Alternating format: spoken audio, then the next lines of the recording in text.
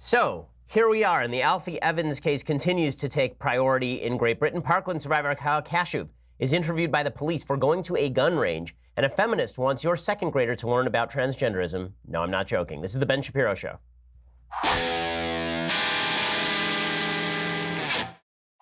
So, we have a lot to get to today. This Alfie Evans case in Britain truly is astonishing, and it is accompanied by British law enforcement focusing in areas where, let's just say, they probably should not be putting their law enforcement focus. We'll get to all of that in just a second. First, I want to say thanks to our sponsors over at Wing. So, you've taken a little bit of time to wring yourself out over the New Year's, and now you're in the middle of the year and you're thinking to yourself, boy, I could really use something to relax. Well, that's what Wink is for. Also, it is great for when you have to go over to a family member's house and you don't know what bottle of wine to bring. You don't know anything about wine. All you know is that you need something better than Manischewitz grape juice with some sort of coughing syrup inside. And so you need a good wine. Well, that's what Wink is for. Wink makes it easy to discover a great wine. Wink's wine experts select wines matched to your taste, personalized for you, shipped right to your door, starting just $13 a bottle. There's nothing like coming home to a box of delicious Wink wine selected just for you. It is the best day of your month. So here's how it works. You go over to Wink, and then you try their palate profile quiz. You answer simple questions that your average store clerk wouldn't ask or translate into a recommendation, like how do you take your coffee and how do you feel about blueberries? And then they send you wines curated to your taste. The more wines you rate, the more personalized your monthly selections. Each month, there are new delicious wines. Right now, their popular wine is the Summer Water Rosé. So go over and check it out right now at trywink.com/Ben, and you get $20 off your first shipment. That's trywink.com/Ben, WINC, TRYWINC.com/Ben for $20 off. Again, trywink.com/Ben, so they know that we sent you. All right, so I have to say, the British law enforcement system, I think they have their priorities all screwed up. So I'm going to show you something that the British law enforcement system is cracking down on, and then I'm going to show you something that the British law enforcement system is something else they are doing, and you will see the difference right away. So they're obviously spending heavy amounts of time right now cracking down on people who violate traffic ordinances. So this has become a very popular clip online. The local police in Britain tweeted out that this one guy who was speeding and violating the law and had a laser jammer, I guess, that was aimed at a traffic camera. He was flipping off the traffic camera all the way. This is North Yorkshire Police. They tweeted out, top tip. If you want to stay out of trouble, don't do what this driver did and swear at our mobile safety cameras while driving past in a car fitted with a laser jammer. Today, this guy is beginning 8 months in jail for perverting the course of justice. And then they released a video of this fellow who's driving with his finger up in the air, flipping off the camera. So it's this is where they're putting their focus. Now, what's amazing about this is that obviously they're not just mad that the guy had a laser jammer, which apparently is illegal. It perverts the court of justice. They're really upset that he was flipping off the traffic camera. So this is where they're putting heavy focus. Other places where the Brits are putting heavy focus right now. So they just gave an 800-pound fine to a guy who had his girlfriend's pug make a Nazi salute on YouTube. Okay, so here's the story there. There's this guy in Britain who's a YouTube kind of lols guy. All he does is make funny YouTube videos, and he doesn't like his girlfriend's pug dog. And so his girlfriend is constantly going on and on about how cute this pug dog is. So while she was out of town, he trained the pug dog to give a Nazi salute every time he said gas the Jews. Okay, so it's ridiculous. It's comedy. Maybe it's funny to some, not funny to others. The Brits fined this guy 800 pounds. He barely escaped a jail sentence for training a pug dog to do a joke Nazi salute. So that's what the British authorities are focused on. Here's what they are not focused on. They're not focused on rape gangs in Britain. According to the UK Independent, grooming gangs abused more than 700 women and girls around Newcastle with arrogant persistence after police appeared to punish victims while letting the perpetrators walk free, a case review has found. The report into the response by authorities to child sexual exploitation found that before a large-scale police operation was launched in 2014, officers' actions were sending an unhelpful message to perpetrators. Investigators said the abuse could not be stopped without work to understand the profiles, motivations, and cultural influences of perpetrators after finding similarities with grooming in Rotherham, Rockdale, and Oxford. Here is the reason why they've been so soft on these grooming gangs. It's because these grooming gangs are largely Muslim men. And so every time they're in the press, they're referred to as South Asian men. The religion is never mentioned. We're supposed to pretend that unassimilated radical Muslim immigration into various European societies has no impact. But the Brits are not focused on that. No, instead, they're ensuring that a child must die. So the big story out of the UK today is actually the story of Alfie Evans. And this is very similar to the case you'll remember of Charlie Gard. Charlie Gard was an 11-month-old baby who had a degenerative brain condition, and the British courts ruled that the hospital could trump his parents' wishes. His parents wanted to bring him to the United States for experimental treatment, and the British court system ruled that the hospital, which had testified that it would be against the child's interests for him to be moved to the United States for the possibility of further treatment, they ruled instead that the kid had to be removed from life support and the parents had to watch him die. Well, now they're doing the same thing to Alfie Evans, who's 2 years old, suffers from an undiagnosed brain condition that has left him in a semi-vegetative state, and he's been ordered removed from life support by the British government over the wishes of his parents. His parents want to ship him to Italy and put him under the care of the Vatican hospital. His parents wanted to move him there to pursue palliative measures, but the British court ruled that that would not be in Alfie's best interest. Instead, it would be in Alfie's best interest to die, which is an amazing ruling, right? The ruling that it would be better for you to die does not seem like a medical ruling. It seems like a values ruling.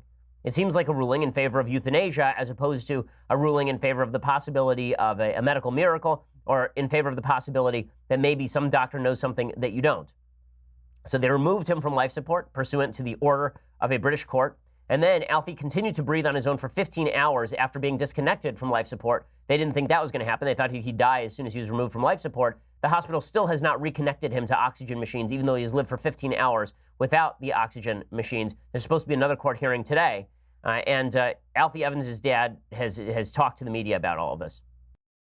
As you all know, I'm studying now and Alfie's still here. Why? Because I'm still fighting. I'm still fighting and so is Alfie. I've been in touch with the ambassador of Italy. If these doctors dare to remove my son's life, they're going to be done for murder by the Italians.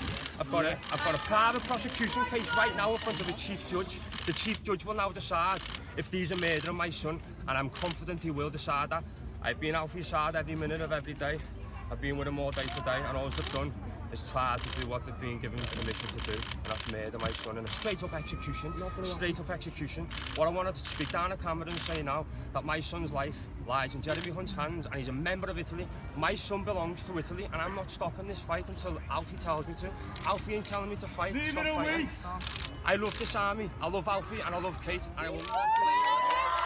Okay, so the Italian government gave Alfie Italian citizenship so that they could issue an effort to save his life in the European High Court.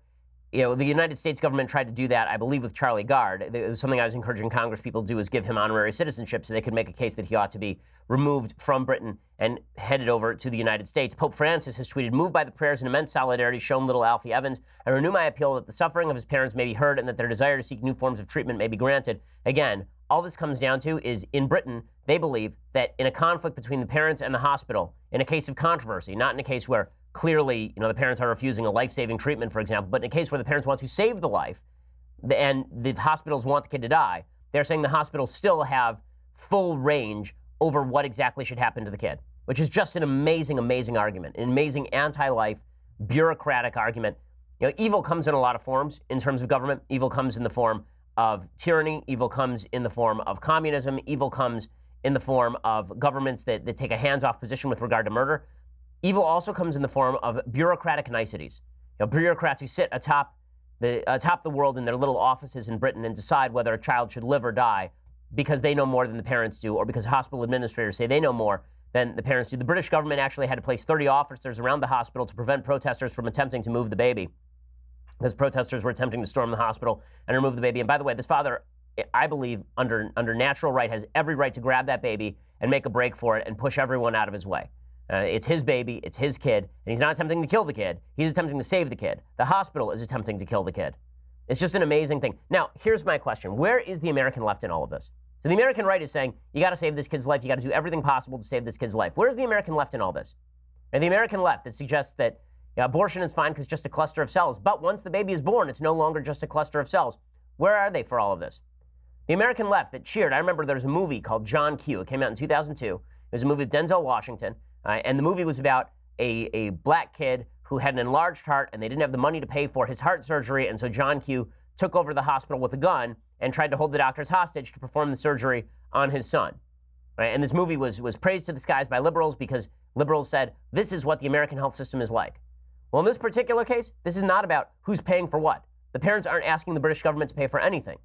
In this particular case, you've got a father who is trying to remove his son from a hospital to save the son's life, and the American left is utterly silent. So when it comes to free market economics in the healthcare system in the United States, then they're very upset. But when it comes to actual bureaucratic murder happening in the UK, then the American left just goes completely silent, which says to me that this has a lot less to do with how they think the healthcare system should be run and a lot more to do with how they value human life. And that if the baby has some sort of degenerative brain condition, that this is a baby that is not deserving of life. You can see the short leap from here to the eugenics of the left in the early 20th century. It is not a long leap by any means whatsoever. It really is horrifying. And to show how horrifying it is, just remember, this week, the British royal family, Princess Kate and her husband, Prince Harry, they had a baby this week, and the entire nation of Britain celebrated. And this was a beautiful thing, of course.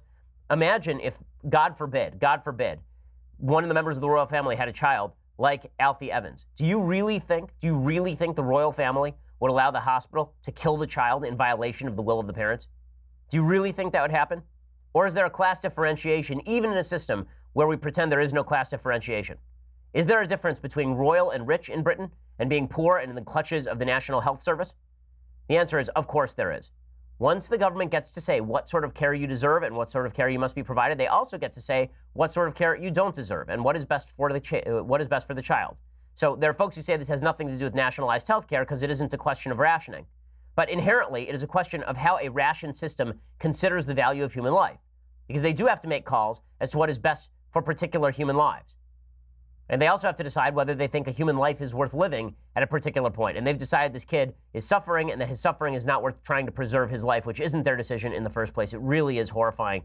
It really is disgusting. And it's demonstrative of the difference in value held between the right and the left when it comes to saving human lives, even kids like Alfie Evans. It's devastating. It's devastating. This kid is the same age as my own kid. And the thought of a hospital trying to do this to me with regard to my own kid is so horrifying.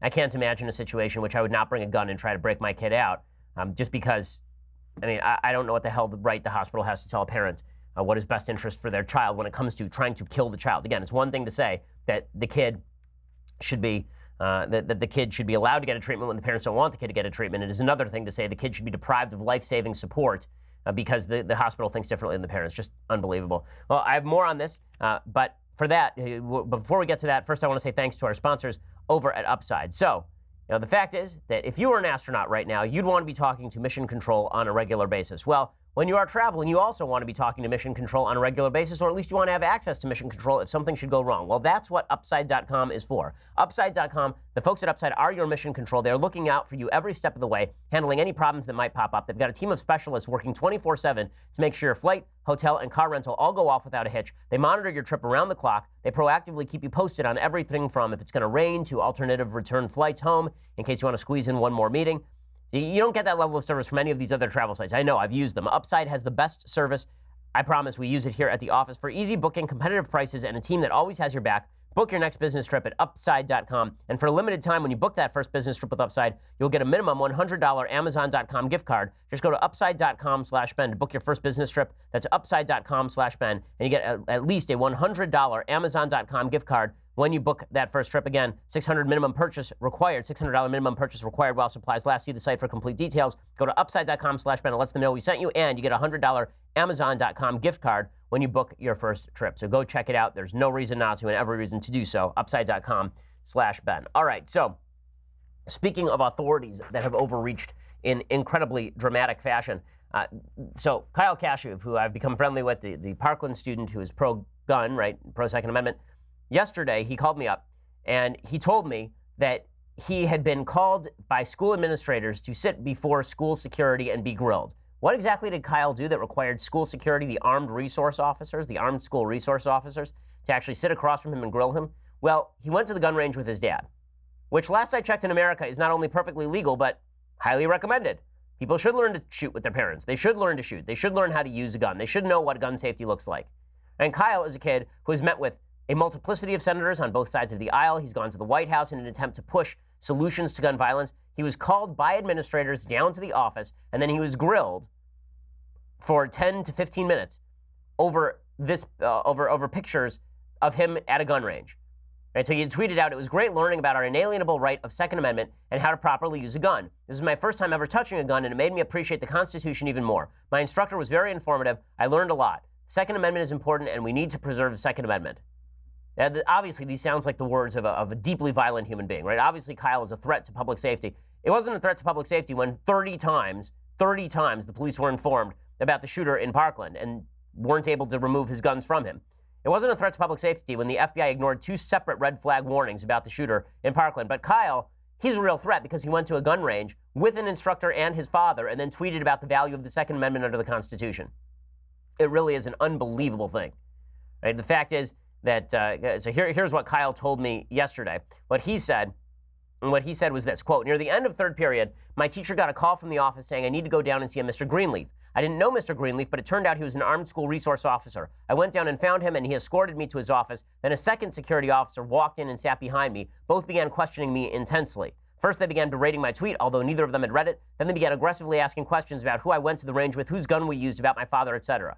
Okay, so in a second, I want to continue with this account from Kyle Kashuv because it really is just amazing. Here's what he says. He says, "They were incredibly condescending and rude, these officers. Then a third officer from the Broward County Sheriff's Office walked in. Remember, this is the same Broward County Sheriff's Office that had armed resource officers on the grounds when the shooting was happening, and they didn't charge in because supposedly that would have been too dangerous. So they let the kids get shot inside while they did nothing outside. A third officer from the Broward County Sheriff's Office walked in and began asking me the same questions again," says Kyle. "At that point, I asked whether I could record the interview," right, which is perfectly within his rights to ask whether he could record the interview. And they said no, which is always weird to me. It's always weird to me when police officers say that you can't record a particular interaction because this is somehow going to be a serious problem. If you're doing your job, you shouldn't be worried about recording interactions in the middle of doing a job that is paid for with public dollars. He said, "I asked if I had done anything wrong. Again, they answered no. I asked why I was there. One said, 'Don't get snappy with me. Do you not remember what happened here a few months ago?' I mean, obviously, not only does Kyle remember what happened there a few months ago, he's been stumping for legislation by working with Bill Nelson, a Democrat, and Marco Rubio, a Republican, in the state of Florida. Not only does Kyle know what happened at Parkland, the reason that he went to the range to learn how to use a gun is because he believes that guns can be used in self-defense and defense of others. But the idea, of course, here is that now that he's touched a gun, the gun has infected him with the sickness that caused what happened at Parkland, which is just an insane idea. And all these folks on the left who act like touching a gun is the same as getting bubonic plague is ridiculous. Anyway, Kyle continues, "They continued to question me aggressively, though they could say nothing I had done wrong. They kept calling me the pro-Second Amendment kid. I was shocked and honestly scared.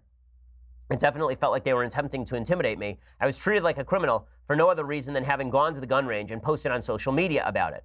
So I've talked to Kyle again today. He says that the situation at the school is not particularly great for him, not only because the administrators are relatively unfriendly, but there are a lot of other students who are pro-gun control who are very upset with him for speaking out on these issues, demonstrating once again the leftist tolerance only extends to people who agree with you. But the fact that government bureaucracy in the United States, government bureaucracy in Britain, government bureaucracy in Canada, the government bureaucracy has gone so far that basic freedoms are now being ruled out of bounds by bureaucrats, and we're all supposed to sit here and take it for the sake of our safety. So in Britain, obviously these two cases are not similar except for the bureaucratic incompetence at issue, or the bureaucratic malice at issue. Obviously in Britain you have this case with a kid who's now being left to die by the bureaucrats, and in the United States you have bureaucrats from the county sheriff's office who are now grilling a kid for having exercised his Second Amendment rights. Up in Canada, of course, they have bureaucrats who will prosecute you for speech violations if you say things that they don't like. And we are living in an era when freedom is going by the wayside in favor of particularly approved politically correct views.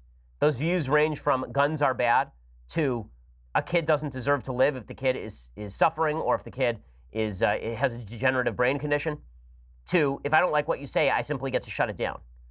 This sort of bureaucratic overreach is demonstrative of a worldview that says that expertise resides in a select few who sit at the top of government. That is a lie. It is untrue. Unfortunately, it is also the outgrowth of a 250-year project in the West to remove decision-making possibilities from the common man and take it up to the top level again. And one of the amazing things about the Enlightenment is what the Enlightenment said is basically everybody should have a say in how the government is run. Everybody should have a say in how society functions. And then there's a counter-Enlightenment that happened, or part of the Enlightenment itself. I don't want to call it the counter-Enlightenment. It was part of the Enlightenment itself, or the Comtean idea, the Auguste Comtean idea, that there was a select group of people at the top of a society who knew better than you how society ought to run, and those people were more enlightened, they were more logical, they were more reasonable, and they knew the social science better, and therefore they should get to make the rules. That mentality, whether it is applied to economics or whether it is applied to social life or whether it is applied to speech, is a dangerous mentality. It is a mentality that threatens your freedom in an extraordinarily serious way. And it threatens your freedom also because those authorities, again, are willing to make political compromises that damage your rights in every conceivable way. They're willing to make compromises for their own political betterment. They're willing to say and do things in order to gain votes and gain public credit that they wouldn't do if it affected their own family.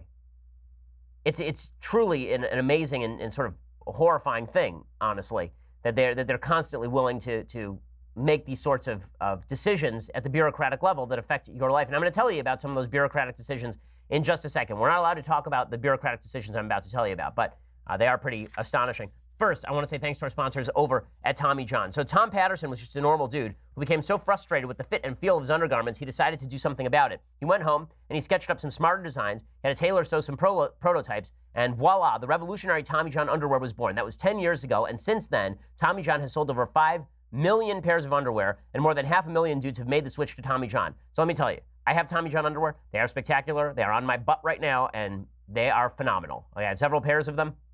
Not only are they great, they also go through the wash, and they come out just the same as they were when they first came out of the packet. They're worth every penny. Tommy John uses proprietary fabrics and innovative designs to make sure the legs never ride up, the waistband never rolls down. It's impossible to get a wedgie with Tommy John's. Tommy John's horizontal quick draw fly can change your life as well. Look, even if you don't believe anything that I've said, it doesn't matter, because bottom line is, if you buy it and you don't like it, then they have a best pair you'll ever wear, or it's free guarantee. So you can try them for yourself and you have nothing to lose. Join the revolution against uncomfortable undergarments. Make the switch to Tommy John. No adjustment needed. Hurry to TommyJohn.com now and use promo code Shapiro for 20% off your first order. That's TommyJohn.com. Use promo code Shapiro for 20% off your first order. Again, promo code Shapiro, 20% off. And again, today only, all customers actually get an extra 10% off all Tommy John limited edition anniversary prints. So check that out, TommyJohn.com. Pretty spectacular deals they're handing out to our customers. TommyJohn.com. Use promo code Shapiro for that special deal and to let them know that we sent you as well. Okay, so speaking of bureaucratic incompetence and the effect thereof, I have to talk about this story from Germany. So in Germany, Europe is really on the brink here. And you can see that the United States is going to follow if we are not careful. So on Tuesday, a guy named Joseph Schuster, he's the head of the Central Council of Jews in Germany, told German Jews they should avoid wearing kippahs on the street. Kippahs are yarmulkes, the thing I wear on the top of my head right here. After an Arab Israeli was assaulted for wearing a yarmulke just days ago in a social experiment. So the Arab Israeli walked around town in Germany, in Berlin, and he was wearing a yarmulke because he didn't believe all of the talk about anti-Semitism spreading in Europe. Again, an Arab guy, not Jewish. He was walking around wearing the yarmulke and he got beat up. He was hit with a belt buckle. Okay, the suspect who beat him up was shouting Yahudi, which means Jew in Arabic. The suspect in the assault is a 19-year-old Syrian refugee of Palestinian origin. So Joseph Schuster explained that people should stop, quote, showing themselves openly with a kippah in a big city setting in Germany and wear a baseball cap or something else to cover their head instead.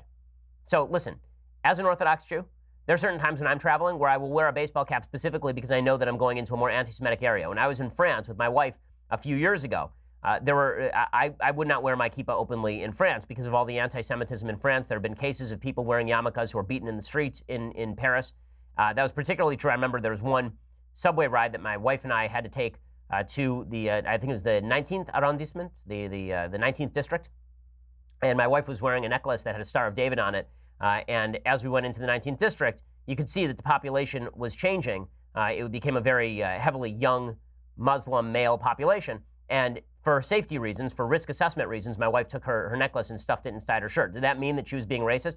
No, because the crime rate against Jews in particular areas of France is much higher than in other areas. You have to make a basic risk assessment, and that is not discrimination. That is using the data that is available to you to make a risk assessment.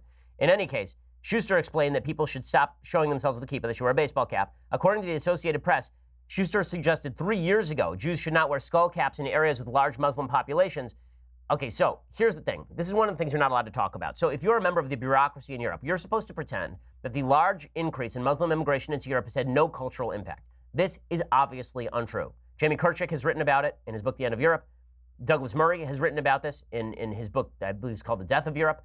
The change in the culture in Europe, thanks to Muslim immigration, is obvious. It is obvious, and this is not suggesting that all Muslim immigrants into Europe are bad people or anti-Semites. It is suggesting that the percentage of people who are immigrating to Europe from Muslim lands who are anti-Semites is higher than in the natural-born population. And I'm not saying this on the basis of no evidence. Okay, Johannes Du Enstad of the University of Oslo writes, quote, in a June 2017 study, quote, available data on perpetrators suggest that individuals of Muslim backgrounds stand out among perpetrators of anti-Semitic violence in Western Europe. Attitude surveys corroborate this picture insofar as anti-Semitic attitudes are far more widespread among Muslims than among the general population in Western Europe. Paulina Nuding wrote in the New York Times last year, quote, "Today, entering a synagogue anywhere in Sweden usually requires going through security checks, including airport-like questioning. At times of high alert, police officers with machine guns guard Jewish schools. Children at the Jewish kindergarten in Malmo play behind bulletproof glass. Not even funerals are safe from harassment. A spokesman for Malmo's Jewish community put the situation starkly. You, quote, don't want to display the Star of David around your neck, he said. Right, just like my wife. Or as spokesman for the Göteborg synagogue put it, it's a constant battle to live a normal life and not to give in to the threats, but still be able to feel safe. According to this writer in the New York Times, fully 51% of all anti-Semitic attacks in Sweden were perpetrated by Muslims, as opposed to 5% perpetrated by right-wing extremists and 25% perpetrated by left-wing extremists. Okay, let's be real about this. The threat to Jews in Europe right now is highest from Muslim immigrants to Europe. End of story. It is not coming from these homegrown right-wing groups. Okay, there are problems there. I'm not a fan of a lot of these far-right nationalist groups, but let's not pretend that those far-right nationalist groups are presenting the same level of risk and threat to Jewish citizens of Europe as new Muslim immigrants are if you're talking about just the group data. Again, this does not mean every individual Muslim immigrating to Europe is an anti-Semite who is a danger.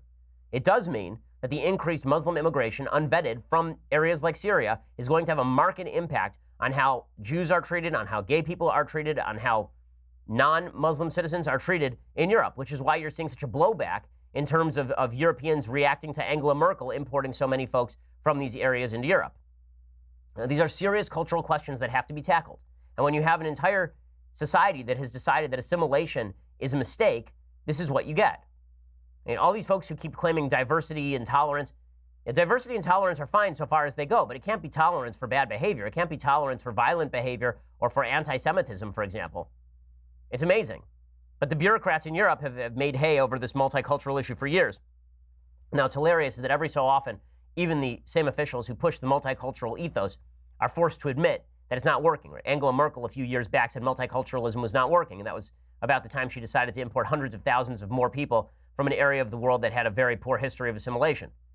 And this is David Cameron, the former Prime Minister of Great Britain. He did a whole speech a few years back about how multiculturalism had failed in Britain. But all of these authorities, all these bureaucrats believe they know better than you. They believe they know better than their own citizenry. And they believe that they can change society simply by wishing that it would be so. And this is a serious problem. And ignoring this problem is not going to make it go away. One of the kickbacks from the multicultural left on this is that if you talk about the problem, that you are somehow exacerbating violence. So I hesitate even to mention it because it's so stupid, but there's a shooter named Alexander Bissonnette who was up in Canada. He's in Toronto, and this was in 2017.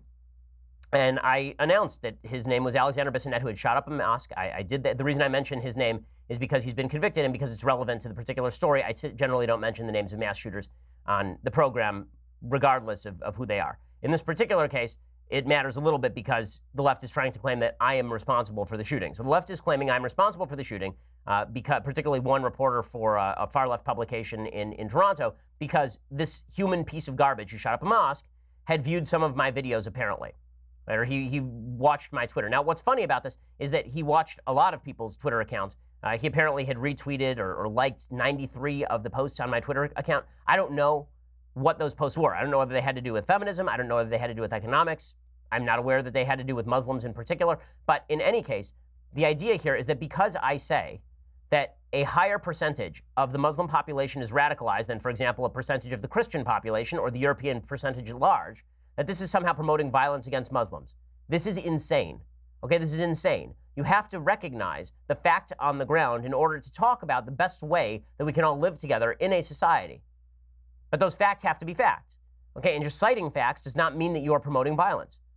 If you go out and you shoot a Muslim because you're worried about the impact of radical Islam on the world, you are a piece of crap. You're a bad human being.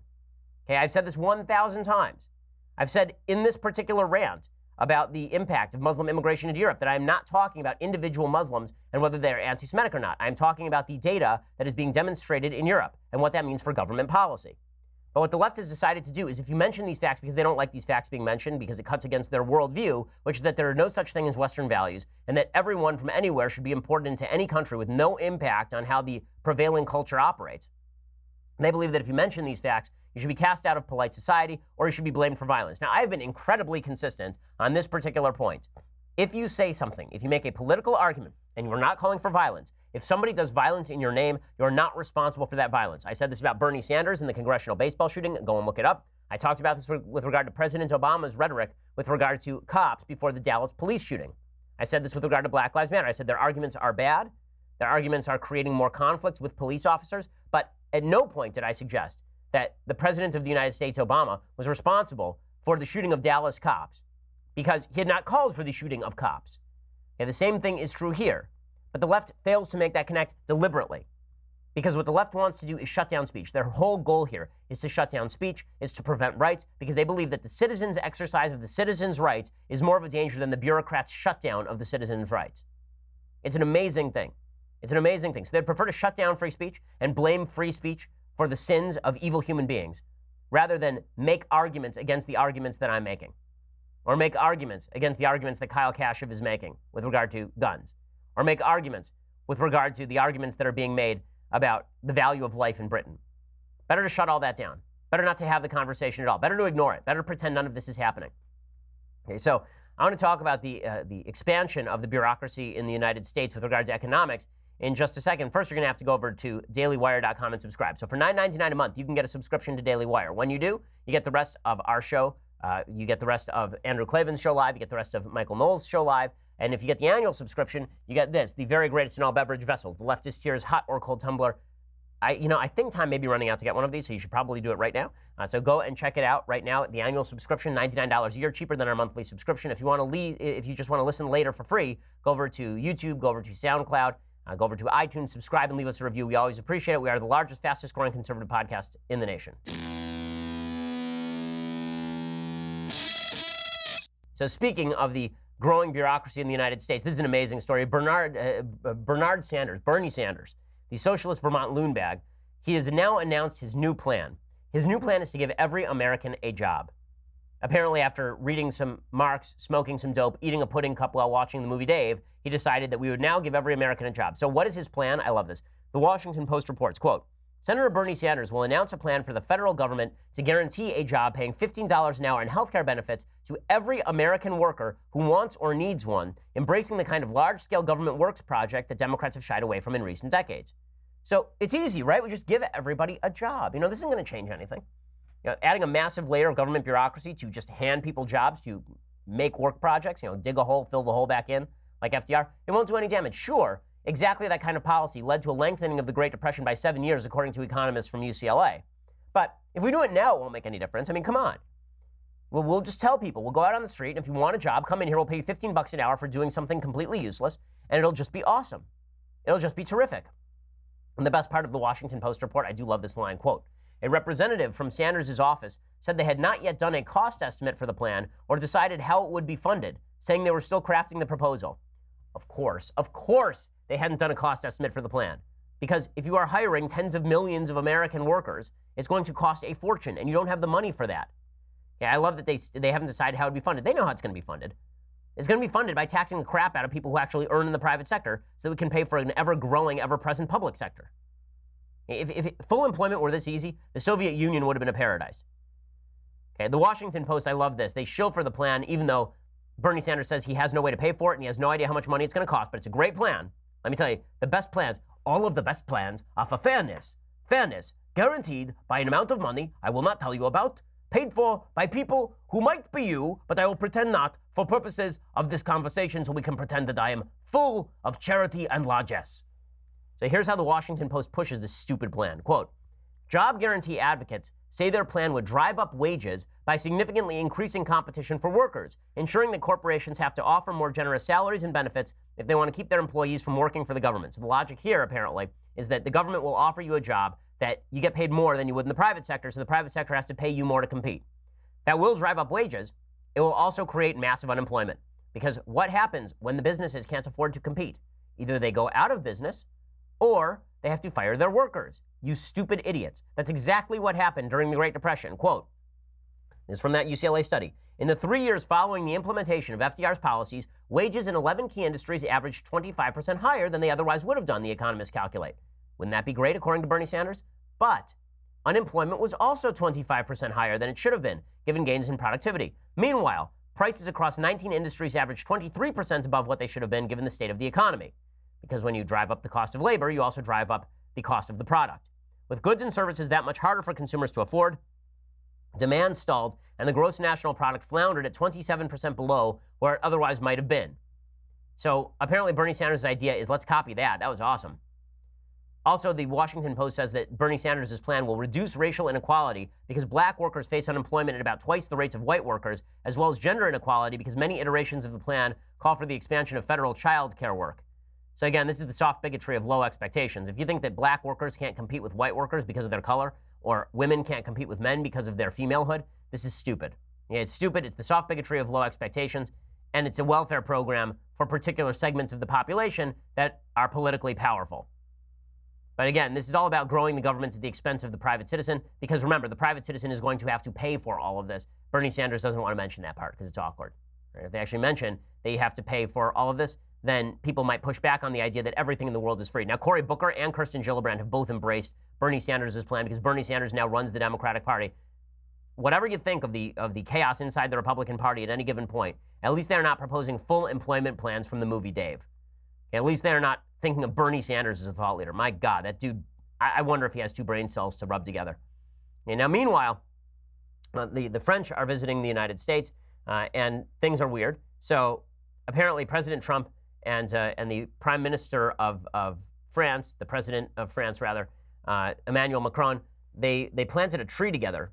It's a really kind of pathetic tree that they planted together over at the White House, and it made for some weird pictures. So here's what that sounded like. They're actually going out to plant a tree. It's a tree that the French president brought over to the White House, a European sisal oak, a tree from France. Tree comes from the Bellewood in France, the site of a World War I battle. So that's weird. I mean, the French have really scaled back their gifts. They used to give us the Statue of Liberty. Now they give us a branch. So thanks for that, guys. So that's pretty amazing. And the pictures are pretty hilarious. But the real one of the reasons the French are over here is because they want to make the case that Donald Trump should maintain the horrible, awful, no good, very bad Iran deal. So the Iran deal, of course, was signed by President Obama and the Europeans, and it essentially gave a crap load of money to the Iranians in exchange for a promise that they would not go nuclear for 10 years. They presumably have been using all of that money for terrorism throughout the Middle East, in Syria, in Lebanon. They've been handing some of that money to Hamas. And they have been expanding their reach all across the Middle East with the money handed to them by the Europeans and by President Obama. Meanwhile, they've been developing all of the predicates for nuclear technology, and after 10 years, they can go nuclear anytime they want. John Oliver, for some reason, was making the case on HBO that the Iran deal should remain in place. I'm not sure why John Oliver is seen as some sort of political know-it-all, considering the amount he knows about politics could fit inside a shoebox. But here he is trying to explain why the Iran deal should stay. He makes as good a case as anyone in the Democratic Party. Unless Congress or our European allies figure out something they can sell to Trump as a fix, it seems that Trump is going to reimpose sanctions on May 12th. And if he does that, this deal could collapse. And the damage of that would be long-term and potentially irreversible. Just set aside the fact that you would alienate a whole generation of younger Iranians who support this deal. Just think about what this would do to America's credibility. Why would North Korea consider signing a nuclear agreement with us if we just broke the agreement we signed only 3 years ago with Iran? And if this deal dies and Iran resumes its nuclear weapons program, it could then start a nuclear arms race in the Middle East. And the problem here is, I can't offer you much hope. There is not really a write your congressman solution to this. We could be in serious trouble. Okay, this is so stupid. First of all, the younger generation of Iranians are not in favor of the Iran deal because they don't like the mullahs. They want anything that gets rid of the mullahs. They may be in favor of a little bit more economic growth in Iran, but they're certainly not in thrall to the mullahs the same way that the American left seem to be, or the British left seem to be, or the European left seem to be. It's a pretty incredible argument. Also, the argument that it shreds our credibility when we sign a nuclear deal with Iran if we get rid of the nuclear deal. No, it actually reimposes our credibility given the fact that we know that they're going to develop nuclear weapons and we're putting the threat of sanctions and military force back on the table. Right? That would be us saying to the North Koreans, listen, guys, we're not going to sign a fake deal with you. We're not going to do with you what we did with Iran. We're not going to pay you off so that you can go and cheat again. But again, the left is so in favor of anything that President Obama did and so against anything Trump does that they're willing to ignore the fact that this Iran deal was garbage at the start. The same left that's complaining about human rights atrocities in Syria funded with Iranian dollars is now complaining that we shouldn't pull out of a deal that's giving those dollars to Iran to go to Assad to be used for genocide against people in Syria. It's an amazing, amazing thing. So the French are over here making that case. I don't think that that case is going to go particularly well. Thank goodness President Trump has around him a very good national security team at this point. John Bolton is his national security advisor, obviously. He's got his new Secretary of State, Mike Pompeo, or soon-to-be Secretary of State, Mike Pompeo. So all of that is really good. The left's hysteria with regard to everything Trump's done is so overwhelming that it's leading them into this box canyon of politics where they're suddenly on the same side as the mullahs, which is just an amazing thing. But it just goes to show you that there are too many folks on the left who are more willing to make common cause with some of the worst people on earth rather than acknowledging that fighting the worst people on earth might force them to make common cause with people like President Trump from time to time. Okay, time for some things I like and then some things that I hate. So, the things that I like. So, over the weekend, I watched the movie Hostiles. This is one of those films where it looked good in the theaters, but I knew I wasn't going to be able to go see it in the theaters because my wife would never see this movie with me. It's a bloody Western with Christian Bale and Rosamund Pike, who is really a fantastic actress. You know, she may be the best actress out there right now. The movie, I think, is probably the best Western since Unforgiven. I think that's fair to say. It's really dark.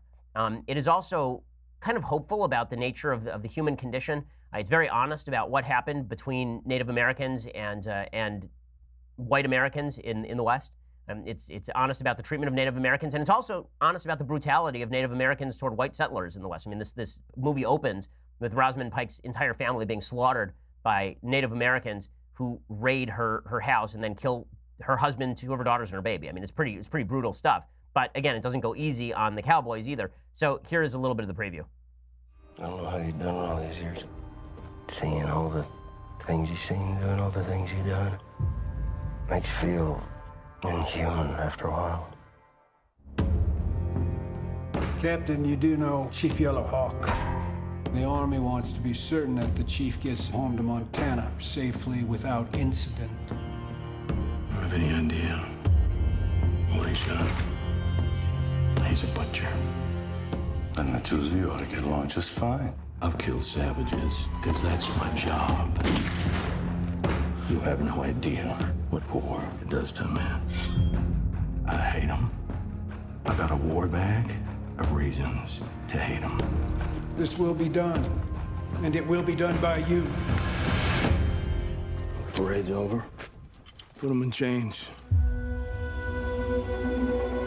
So the movie's really effective, and I think that it does, again, a really good job of trying to draw out all sides of the conflict here, and it does generate a fair bit of sympathy for everyone involved. And it does demonstrate that there is bad blood on every side and bad people on every side in this particular conflict, which is well worth remembering, and that people do bad things, but sometimes strive to overcome the bad things that they've done. So again, I really like the movie. I thought the movie is really, really good. I'm surprised that it didn't get more play in the press. But I guess that anytime you make a movie that isn't Dances with Wolves about Native Americans, where it turns out that the white guys are universally bad and the Native Americans are universally good, then I guess that you get a lot of flack for that. So check out the movie. It's really an interesting watch, I think. Okay, time for a couple of things that I hate. So the radicalism of the Democrats is on full display. Kamala Harris, my senator from California, she is now making statements like assault weapons need to be banned across the country. But she says this in probably the least articulate way that I've heard in quite a while. To address the fact, again, another false choice. I'm in favor of the Second Amendment, and I also want smart gun safety laws. Assault weapons shouldn't be walking the streets of a civilized country. I agree. Okay, number one, assault weapons aren't walking the streets because people have to be carrying them. Second of all, you generally can't carry a rifle around in public. And third, when she says that she's in favor of the Second Amendment, but quote-unquote assault weapons should be banned, everybody acknowledges that when people talk about banning assault weapons, they really mean removing virtually all operative rifles in the United States. It's really amazing that the left keeps they're just being dishonest. Okay, they're just being dishonest at this point. What the left really wants is a full gun ban. They should just argue for a full gun ban because that's actually what they want. That's what they think would be effective. And so if that's what they think would be effective, let's have that conversation. But they're not willing to have that conversation. Instead, they want to have these little ancillary conversations around the edges that will have no impact on gun violence and will simply be the predicate for a further encroachment on American liberties. That's really what's going on here. You want to know why people on the right, folks on the left listen to this show. You want to know why people on the right think that you're going for a gun grab? Because the conversation always starts off like this. Folks on the left say, we don't want your guns. And they say, well, you kind of do. They say, well, we just don't like assault weapons. You say, well, assault weapons are ill-defined. What do you mean by that? They say, well, semi-automatic weapons. You say, well, that's virtually every weapon in circulation in the United States. And they say, well, you know, that's okay. You know, we can take the ones that we'll make it harder for people to get them. You say, well, what about the ones already in circulation? And they say, well, we'll have to probably take some of the ones away from you people in the end anyway, because we have to get them out of circulation. Then you say, well, what about revolvers? Because those basically operate the same way. They just don't automatically load the next round in the chamber. They say, well, yeah, revolvers probably have to go too. And by the end of the conversation, you've come around to the idea that there should be a full gun ban.